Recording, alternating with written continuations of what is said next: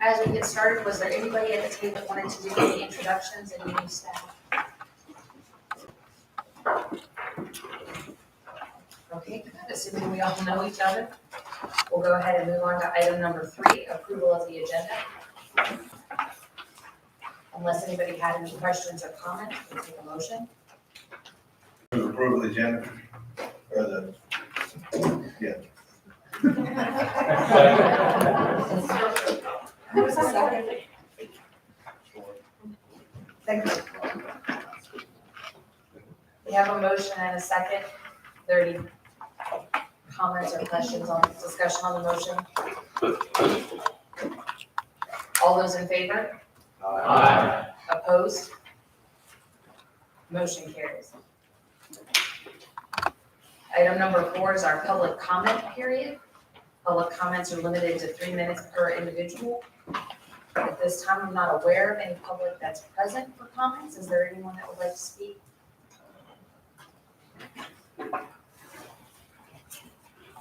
Not seeing any, we're going to move on to item number 5, submitted public comments. Please note that there is a submitted public comment in your packet. It was submitted by email, and TPO staff has provided a response to that comment. If there's any additional questions regarding that information, that can be presented to the TPO staff afterwards for follow-up. Item number 6 is comments and updates from our state and federal agencies and liaisons. So we can start with VDOT.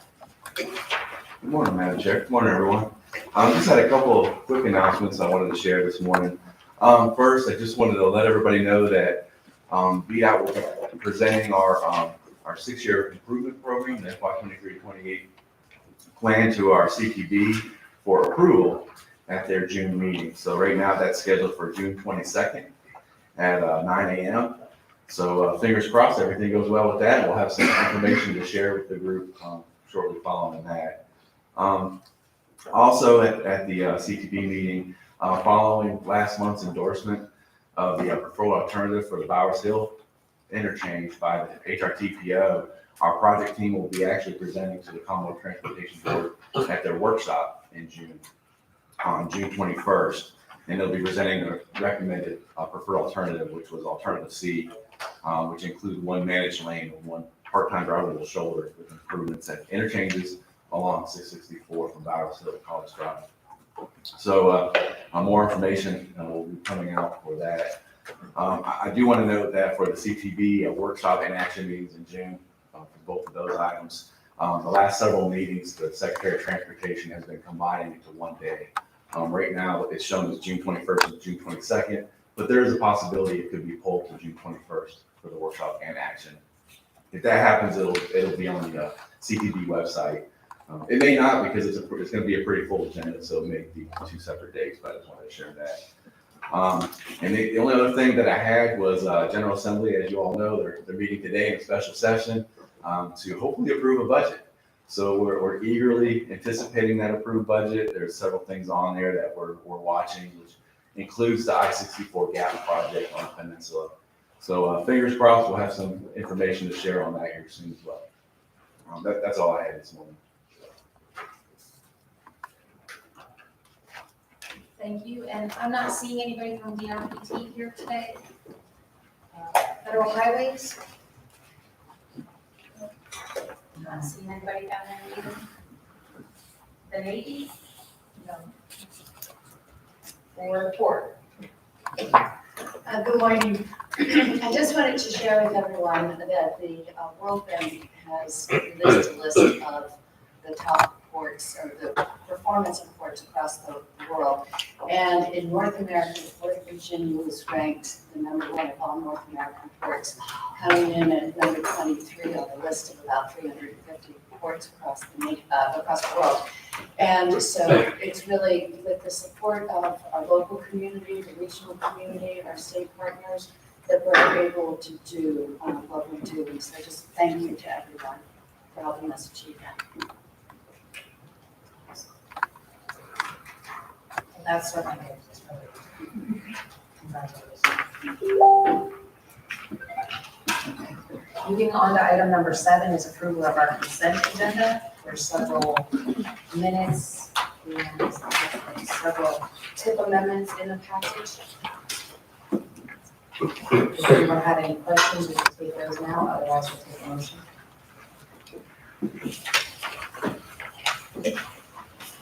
Move the approval as presented. Second.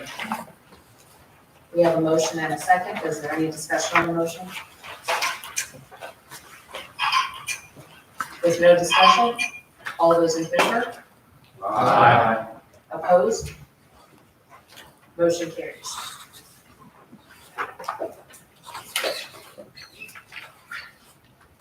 The next item on our agenda, item 8, is the 2045 Rural Long Range Transportation Plan.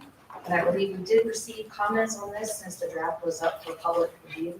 So I believe the teacher is going to address some of the public comments that we received as we look to take action on this item.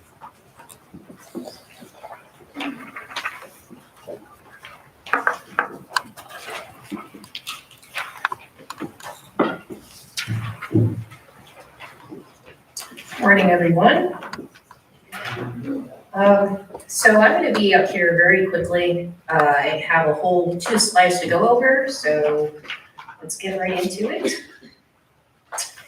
The HRTPO staff met with the Rural Transportation Working Group last month on May 18th, where we discussed public comments that we received from our stakeholder public review periods.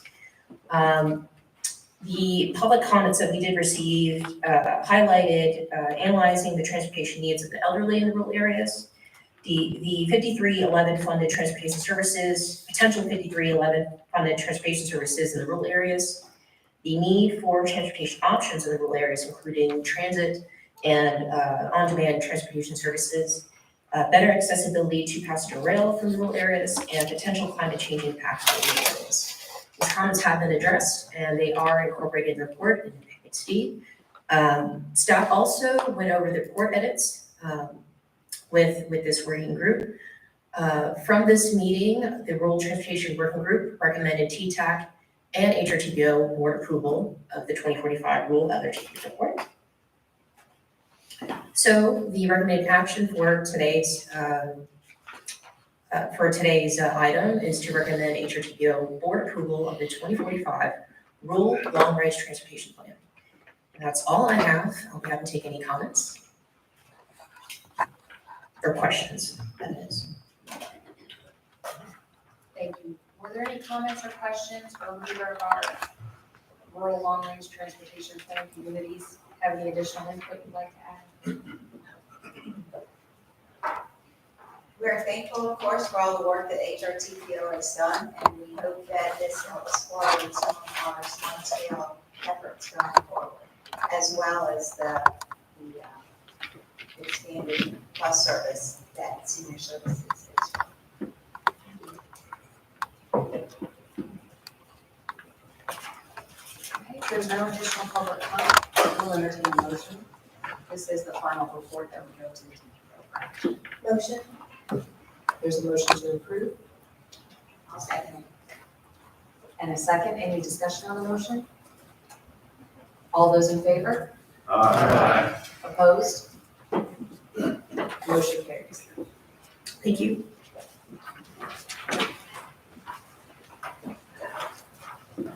Item number 9 is a presentation on the regional trails report, draft report from the TPO.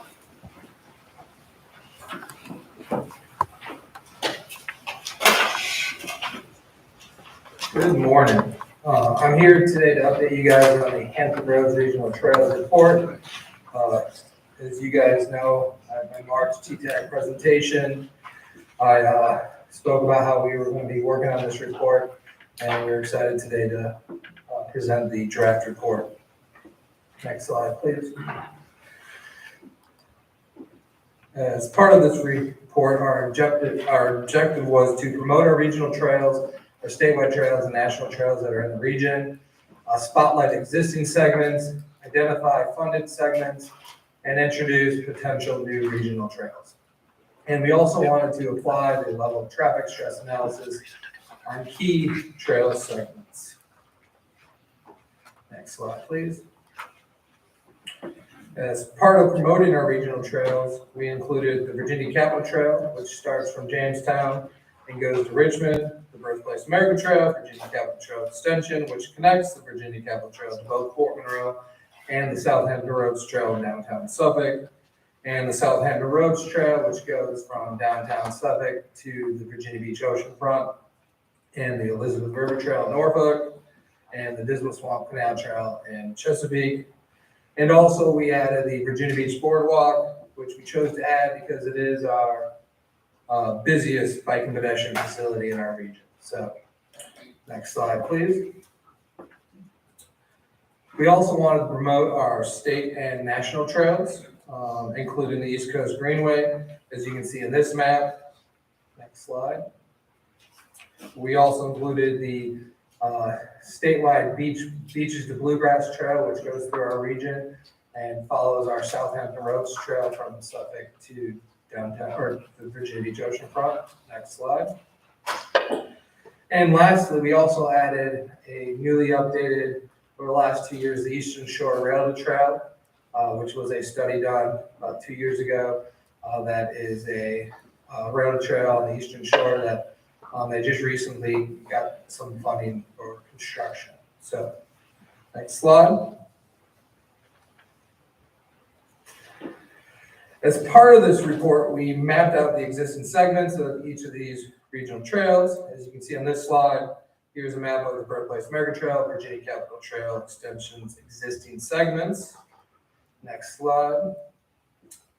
And here's a map of the Southampton Roads Trail's existing segments. Next slide. Not only did we want to map out the existing segments, but we also wanted to spotlight these segments. So these spotlights include pictures of the trails, a map, and information about the trail segment.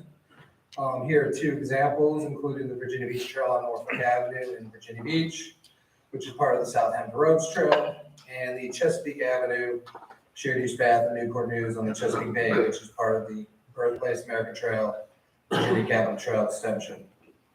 Next slide. Next, we wanted to map out the funded projects that are along these trails. And we wanted to produce a series of maps showing where the funded segments are, when they are planned to be constructed, and also what program they was funded by. On this page, we have a map of the Birthplace America Trail, Virginia Capital Trail Extended funded segments. Next slide. And here's a map of the Southampton Roads Trail's funded segments. Next slide, please. Also, as part of this report, we also wanted to include proposed future trails that could be planned and developed in the future. We have included 2 proposed future trails, including the East Coast Greenway's historic route, which is the route that goes through Hampton Roads, from the Elizabeth River Trail in Norfolk to the Dismal Swamp Canal Trail in Chesapeake. And the Chesapeake Bay Southside Loop route, which is from the Southampton Roads Trail at the oceanfront to the northern terminus of the Elizabeth River Trail in Norfolk. Next slide, please. And as you can see on this map, we also want to include the level of traffic stress analysis like we did for the city of Hampton. This is just a visual aid of what the types of different levels of traffic are from 4 to 1. Next slide, please. As you can see on this map, these are the segments that we chose to analyze as part of the analysis. The chosen segments were narrowed down by the following criteria. So first, the segment of the Birthplace America Trail, Virginia Capital Trail Extension in Smithfield, was chosen as the only segment for that trail due to 2 things. One, the peninsula portion, as the localities there know, we're working with them, VDOT and our consultant, Michael Baker, working on planning and development and getting funding for those segments on the peninsula side. And second, predominantly the south side is very rural, and it's basically all going to be proposed shared use path And the only area that we thought that we could analyze that would be needed would be the town of Smithfield, because it's a quasi-urban area and it's town limits that have a narrow right-of-way along their Main Street and South Church Street. And then we also chose to do the portion of the Portsmouth section of the South Hampton Roads Trail, both the interim route, which is the dash line of the proposed route, after discussing with the city of Portsmouth when we met with them. And then the reason why we didn't choose any other segments for the Southampton Roads Trail is because 90% of it that isn't developed already is planned to be a shared use path. And then the remaining portions, I apologize here. The HRTPO staff also chose to analyze potential trails in the future, trails that we mapped out on the last page. The Chesapeake Bay Southside Loop and the East Coast Greenways historic route, because as I just mentioned, they're proposed future routes and we haven't really looked into them that much, so we wanted to do an LTS analysis on that. Next slide, please. So getting into the analysis of each segment for the town of Smithfield, we do have a few blocks that had a low LTS score of 2 on Main Street, but the rest of it was an LTS 3 and 4. But there was some positives once we met with the town of Smithfield. During the report development, we learned that they're currently seeking funding for improvements on South Church Street. So hopefully that will upgrade their existing LTS scores on South Church Street in the near future. Next slide, please. For the Portsmouth portion of the Southampton Roads Trail, as you can see here, Route 17 High Street is the proposed route, and the interim route is the Western Freeway and West Norfolk Avenue and the Portsmouth Railroad Trail. As you can see, the only segments here that are LTS 1 are the hopefully developed here soon railroad trail in Portsmouth, and then the currently under construction Churchland Bridge in Portsmouth. And then we also have an LTS 2 score on part of Mount Vernon Avenue on their bike lanes, which we were excited to see. So, which means that the northern portions of Mount Vernon Avenue, going north on that portion, it might just be small upgrades that might upgrade it from an LTS 3 to an LTS 2 to make it safer. So it was exciting to see that too. So this was a good result of what we wanted to look at. So next slide, please. All right, the Norfolk portion of the proposed future trail, as we mentioned, this is a proposed future trail, so our expectations were fairly low. As you can see here, it's an LTS 3 and 4 for this route, but hopefully we can work with the city of Norfolk and the city of Virginia Beach to look into upgrades in the near future to maybe make this route safer. So next slide. Next, we have the Virginia Beach portion, and as you can see, we have some positive scoring of an LTS 1 on multiple different places, including Atlantic Avenue, the oceanfront, Lesnar Bridge, which was constructed a few years ago, which we all know has a shared use path on that, and then also along Shore Drive, near the Bayville Farms area, there's shared use paths along Shore Drive. And also, after speaking with the city, it was good to learn that there's also other upgrades on this route in their CIP in the near future. So, next slide, please. Going forward on the East Coast Greenway route, in the Norfolk portion, as you can see here, we do have a shared use path on Berkeley Bridge, so we have an LTS 1 there. And then the rest of the segment is LTS 2 and LTS 3. Going into Chesapeake, and the same as the other map. This is a fairly new concept of this proposed route, so hopefully we can look into upgrades along this route for both here and Chesapeake. Next slide.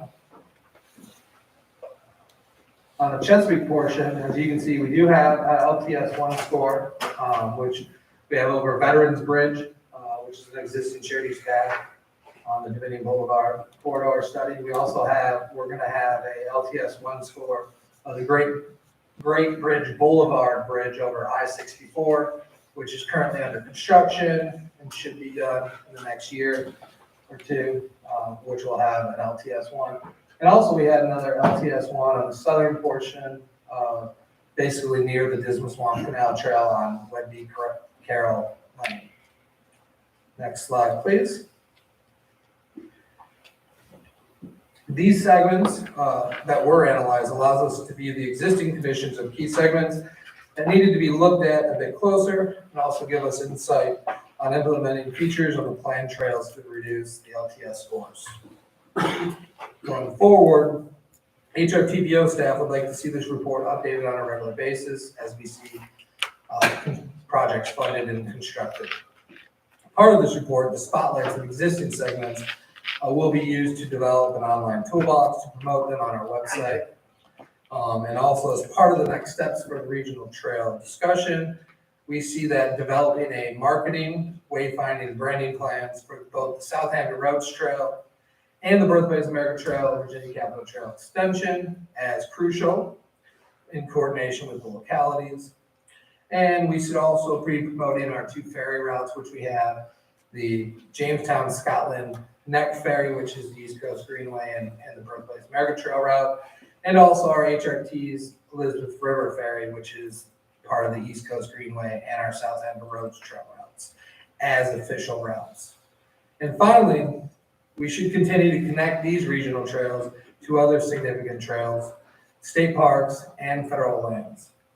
However, this report will be an evolving document promoting more and more of our newly constructed projects. Next slide, please. Thank you for your time. Please feel free to contact me if you have any comments. The draft report will be online, and we are requesting comments by June 15th.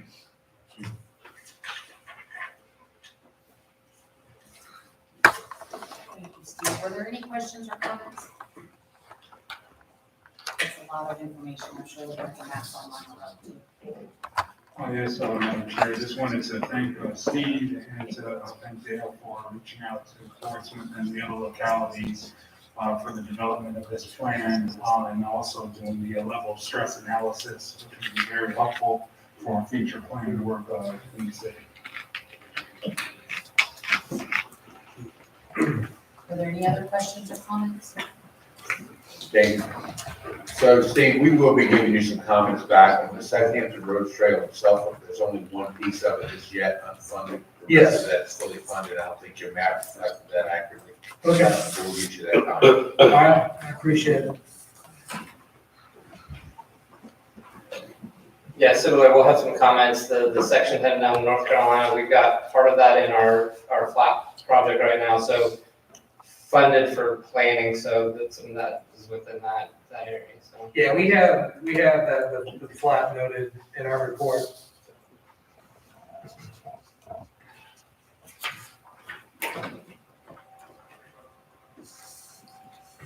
Any other questions or comments? Thank you.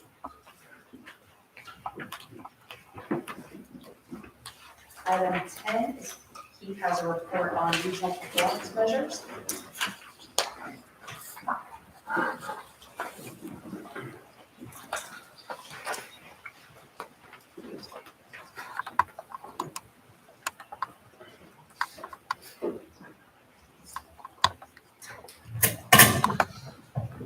Good morning, everybody.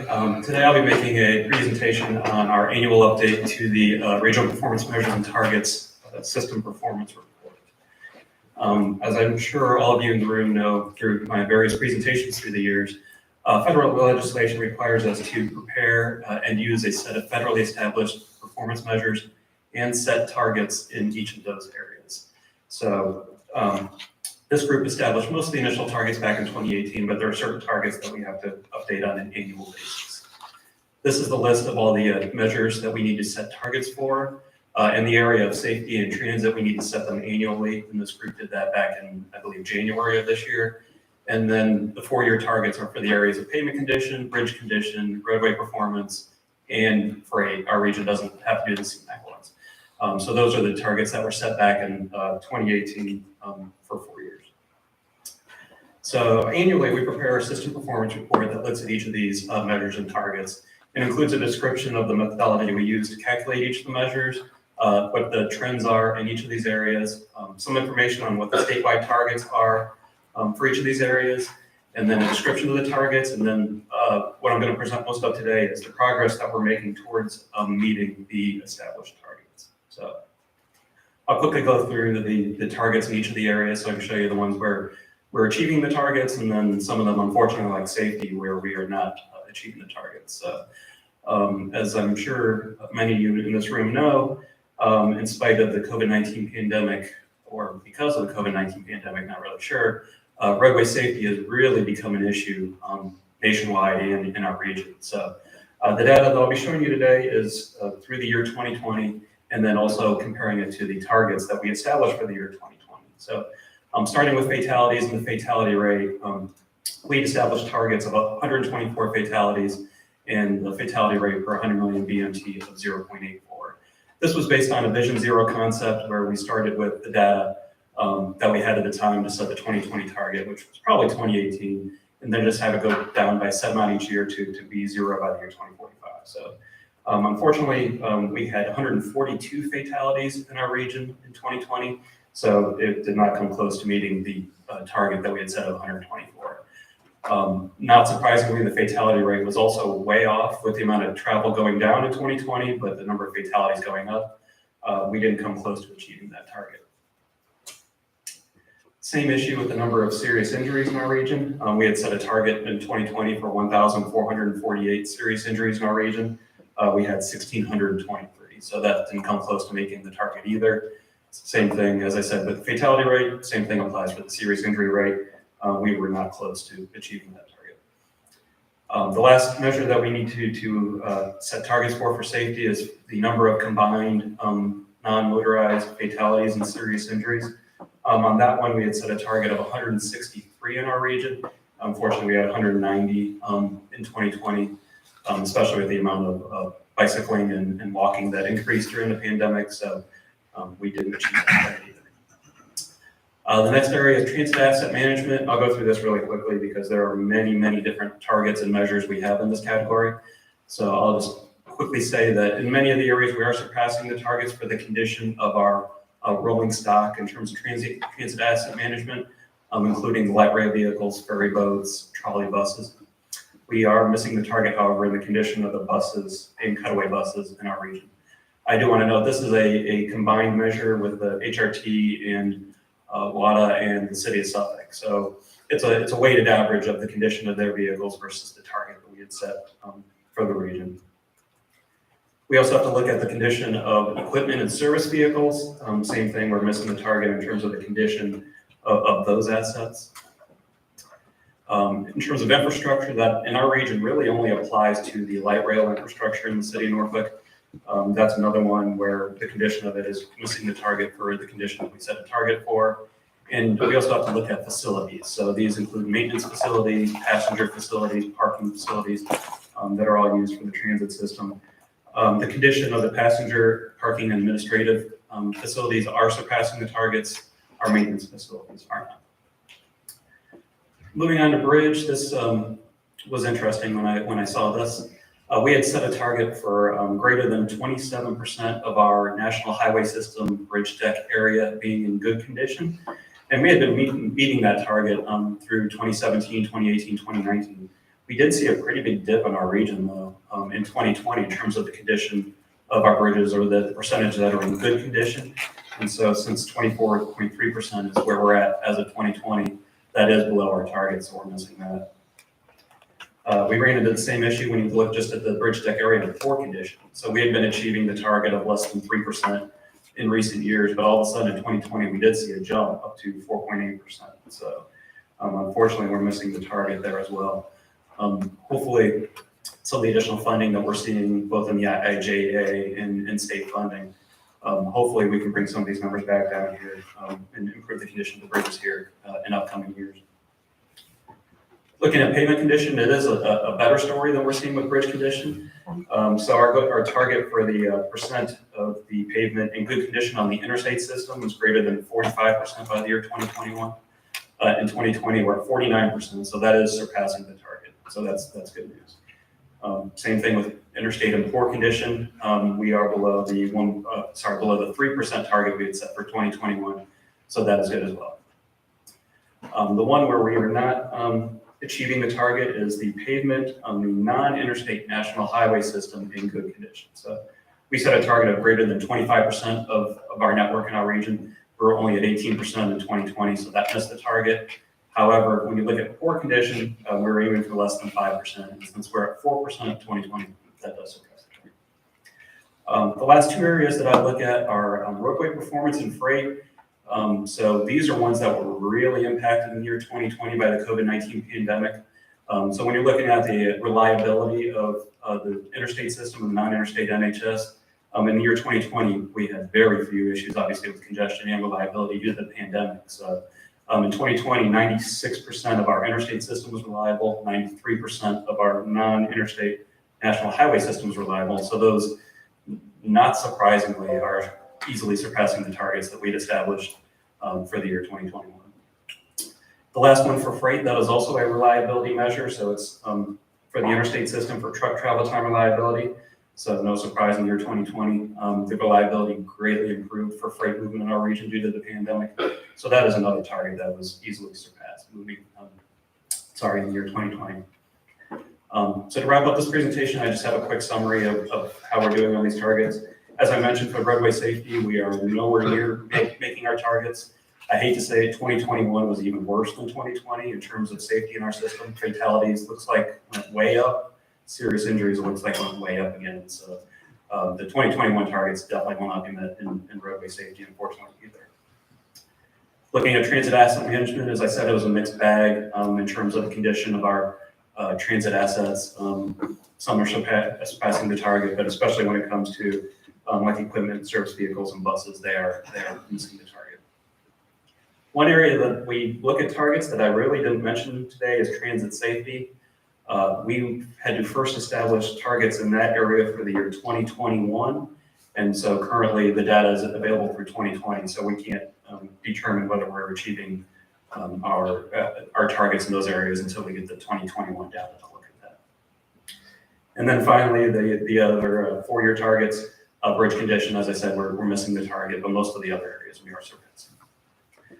So the draft version of this report was included with the agenda packet today. It'll be open for public review starting today for 2 weeks through Friday, June 17th. And then we plan to be back here next month requesting approval of the final document. So with that, I'll be happy to take any questions or comments you might have. Questions or comments? Madam Chair, I did have one question. Hey Keith, I know you noted that some of the 2021 data is not available yet. When do you expect you'll get the rest of that data? So it all depends on the sources. Some of them require federal sources, other ones do not. So for safety, we more or less know that's finalized data, so we know the information on that. When you start looking at, say, like bridge condition, pavement condition, that is all collected by VDOT. We tend to get that information around fall for the previous year. So that, we got a few more months before we get that. Same thing for like roadway performance and freight, we get that around the fall. And then transit asset management, we get that that's one we have to get federally. So it comes from the National Transit Database, and that comes out pretty late. So it takes a while to get that data for the year you're looking at. So it really depends. Thank you. So just a comment, as I look at this data and our regional performance, it's kind of saying the one thing in that is probably most important is the highway safety. And that's the one thing we as professionals have absolutely no control over. I think if you look at the data, you will find that most of these crashes that occur are not because of road defects, safety shortcomings, and so forth. They are driver issues, and that's the one thing we have no control over. So again, I think we as professionals need to continue to highlight the fact that even though there seems to be a perception out there, the police departments are not enforcing the highway rules People are dying every day on our highways, and there's only one person that can fix that, and that's the driver behind the wheel. So just a comment. And just anecdotally add on that, a big part of the increase we're seeing is speeding and unbelted injuries and fatalities. So, yeah, it's not running red lights, anything like that. It's those two volumes. Does the report, Keith, does the report contain these performance measures compared to the last couple of years that we've been collecting performance measures as far as how we're doing against ourselves? Yes, it does. It shows the trends since we started this. There's probably, depending on the area, 3 to 4 years of data that shows how the trends are going and how we have been meeting those targets in previous years. Yeah. Were there any other questions or comments? I know the safety concern is a real concern, just anecdotally looking at individual intersections through project review. In our case, this year has been even worse than last year, and it is hard to understand exactly what's going on. Okay, moving on to item number 10 then. I believe you're still up at the podium, Keith. Well, interesting enough, based on that conversation, this is about as good a transition as I guess you could have, since my next item is on the Hampton Roads Regional Safety Study, strangely enough. I'm just going to do a quick FYI here. We are going to be kicking off an update to this study. I think many of you probably weren't here the last time we updated the study, which was in 2013 and 2014. So just to briefly let you know what's in that study, we look at safety on many different levels in that study. So at the start, we look at it kind of on a regional level, kind of the stuff I showed you today in terms of what are the trends in fatalities and serious injuries. We look at some of the characteristics. So why are these crashes and fatalities happening? What is the issue on a regional basis? We also look at efforts to improve highway safety. We call it the 4 E's. So it's not just the engineering, but we also look at education, enforcement, and emergency response in different ways we can improve roadway safety there. And then we look at general crash countermeasures, and then we also look at high crash locations and see how we can apply some of these crash countermeasures to specific locations and hopefully improve safety throughout the region. So some of you may have seen recently the SS4A grant opportunity, the NOFA was released. So as part of that, they require a comprehensive safety action plan for the possibility of getting federal grant dollars to improve safety at a particular location. So we want to make sure as this plan moves forward that it will be compliant with the SS4A grants. And so if your cities are interested in applying for any of these roadway safety dollars, you can use this plan when it's done moving forward to help with that. So all I wanted to say today is we will be forming a study working group as part of this study to help us throughout the process to assist with it. So expect an email from me in the next few days asking for volunteers to take part on this regional safety study working group. So like I said, you can help us put the study together, make sure it works for you, and then help with implementation as we move forward once the study is done. So expect to hear from me in the next few days. And just to follow up with that, with VDOT, has there been any, is there any feedback at the state level at all on the trends in safety over the last 2 years? As far as, any feedback on what may be causing it or what localities could look at doing? Madam Chair, there's been a lot of discussion at VDOT on what we're seeing the same trends in safety, fatalities increasing. I think, as was mentioned, speeding is probably the #1 factor. I know our district engineer, the opportunity he gets to meet with state police and others, he's trying to encourage more enforcement out on the roadways. But yeah, that is a big issue we're seeing right now. But speeding and distracted driving seem to be the top 2 that we're seeing on the interstates.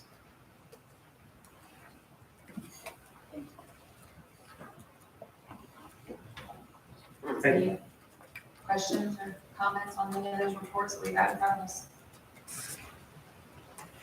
All right, so moving on to item 12 is our 3-month tentative schedule. We do have a meeting next month. It looks like August. At this point, the meeting is canceled, so we'll get together in August. And then we'll be back in September. Item 13, there's several things in the packet for your information. Item 14, there's several meeting announcements in here. The one item I just wanted to bring to your attention is under 14A, the Safe Routes to School.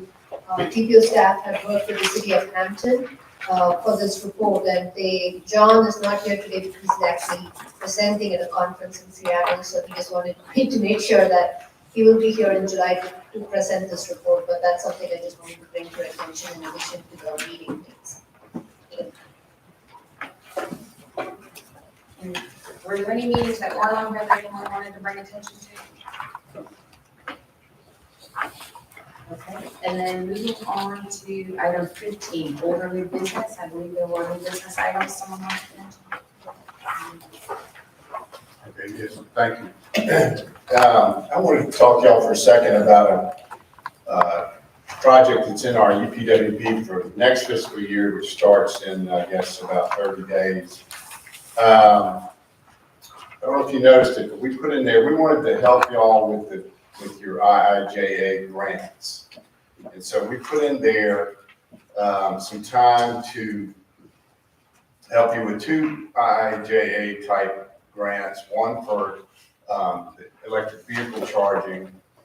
They had 2 programs called community charging and corridor charging, and then one for reconnecting communities in the IIJA. And so really for both of these, what we were thinking about doing was not writing grants for y'all, but to help identify places where, you might want to write grants for. So for the community charging, the idea was to identify needed charging infrastructure. One of the places they were looking for is rural areas, low to moderate income, and that kind of thing. And for the corridor charging, to identify some of these corridors. And then for reconnecting communities, to identify which facilities create barriers to community connectivity. So along those lines, they had a webinar, I don't know if any of y'all attended it, a few weeks ago on the reconnecting communities. This last one that I mentioned, and they said that they were going to release, I think it's notice of funding opportunity this summer. So I was like, well, maybe we should get started on this early. So if any of y'all are interested, I wanted to get together with you to discuss how we might help you with, with research or analysis that would help you, for example, with identifying these places. So I'm just looking for, and we can discuss this for a minute, but I'm just ultimately looking for a show of hands of people who would be interested in getting together to discuss that. So first, are there any questions yet, Carl? Oh, okay. Are y'all ready for hand raising? Bob, can you discuss just a little bit more what the aspect of that particular grant is? Okay, this is, the idea is that certain highways and railroads are the 2 that come to mind, but there are probably other transportation infrastructure that that divide community, divided communities. You've seen, of course, these, for example, these pedestrian overpasses on the interstate, neighborhood that got divided by the interstate. Of course, those were built decades ago, but that's the idea to mitigate that kind of thing. One of the ones that occurred to me, that I think we've had some discussion about is, and I'm not sure whether it's in Chesapeake or in Suffolk, but there's, I'm sure y'all are painfully aware of it, is a railroad that isolates a community down there near Bowers Hill, I think. So, so that's my understanding of it. I haven't done a lot of research on it, but that's the idea. Thank you. Any other questions before we go for the show, the exciting show of hands? The itchy trigger finger show of hands. Can you just go back to the EV one? Okay. From charging stations in rural areas? Yeah, so I just quoted from the IIJA guidance that we've gotten. It says that to identify, rural areas, low and moderate income neighborhoods, and communities with low ratios of private parking or high ratios of multi-unit dwellings. That's a quote.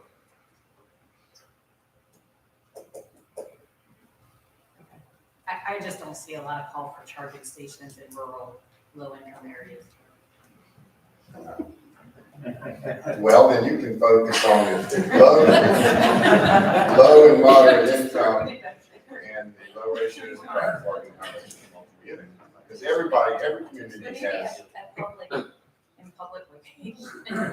has that. So. Okay, any other comments, questions? All right, I'm ready to write. Well, we got Carl and David. Just Virginia Beach. Okay, we got Put your hands Eric. up, keep them up so we can write these.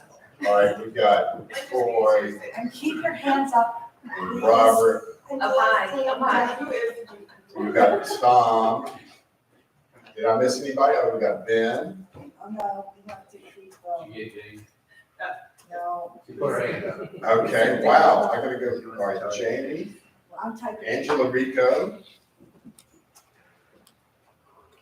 Okay. Is there a hand down there? No, I have 8. I have, well, I'm counting Virginia Beach as one. So 1, 2, 3, 4, 5, 6, 7. Yeah, I have 9. So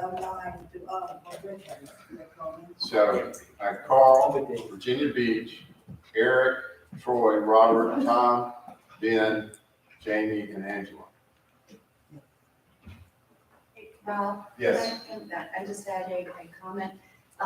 Thanks to the funding by the HRTPO, the port is advancing an electric drag study. And it may be that we will have results from that could be Mhm. of value to this work effort that's being considered. So we'll be happy to share that and keep tabs on good work that y'all will be doing. Okay. All right, thank you, Laura. Okay, that's, So Rob, actually, clarification, this call that you're doing is for the reconnecting community? yes, and not for Not the, for, not for the Sorry, EV. thought it was EV. Well, we'll get to the EV hopefully fairly shortly after July 1. yeah, the bill for the reconnecting is going to be out at some point. So we're trying to get a jump on one of these two. Okay, that's all I got. Thank you. Madam Chair, I just wanted to add one note. I guess it's an announcement, new business, Smart Scale. We had 72 applications submitted. We had one kicked off already. We probably have one that's pending. The final applications, the window is supposed to open sometime today, and you guys should be able to start finalizing your applications that are left in the portal. There is a final application portal training scheduled for June the 9th from 2 to 4.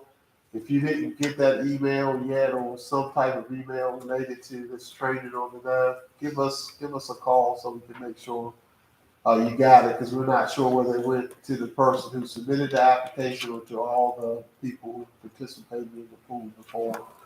So keep your eyes out for that, the final application training, and let that final application window is now open. If it's not open, if you're having trouble getting back to your application, give us a call as well. Thank you. Any other new old business? I'd like to bring up a conformity item, bring it to everyone's attention. As most of you are aware, Hampton Roads is in attainment for air quality conformity. Previously having been in maintenance for the now revoked 1997 OZA standard.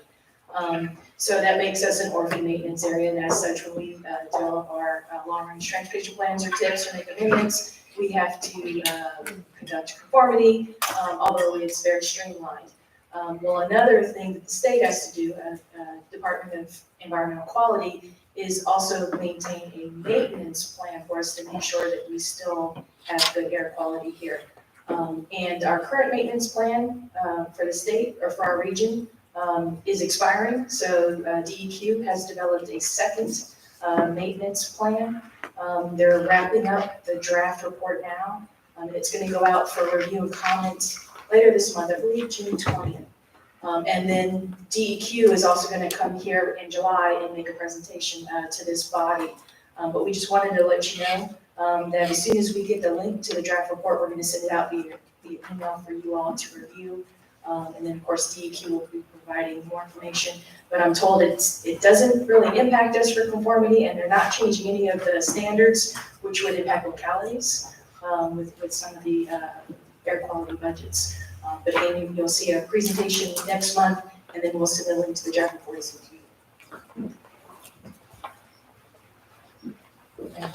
Anything else? Yes, I have one quick announcement. Just a reminder that our lap circle workshop is scheduled for June 15th, and the registration closes this Friday. I'll be sending out a reminder later today, but just wanted to put that announcement out there. Thank you.